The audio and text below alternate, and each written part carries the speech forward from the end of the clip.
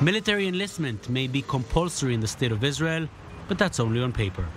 Various populations, most notably the ultra-Orthodox, have found ways to avoid conscription. With their leverage as a deciding factor in the current coalition, ultra-Orthodox leaders are now asking for legislation to exempt their entire electorate from conscription. One ultra-Orthodox minister on Thursday even suggested the IDF become an all-volunteer force. All this means the IDF would still be the people's army, but only certain people. This is a reality the army and the men who heads it clearly oppose. The State of Israel must, for the sake of its security, continue to uphold the model of the People's Army. This is a model that requires recruitment from as many parts of the Israeli population as possible.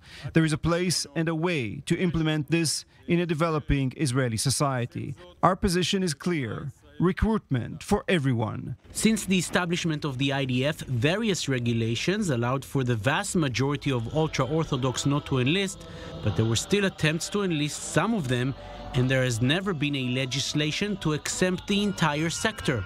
The moves towards such legislation are creating a counter-movement among the secular population, which feels that it is expected to carry Israel's entire defense burden. Calls to refuse enlistment are now heard among secular youth. The army is understandably concerned. To the young people who may considering not to enlist, the statement is very clear. We will always live here in the State of Israel. For this, we must protect.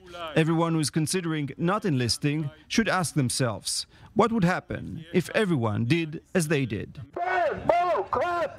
Israeli society was always divisive, but the current crisis, sparked by the government's proposed judicial reforms and legislation program, is the biggest it has ever seen. That means that even the last bastion of consensus, the IDF, is now part of the debate.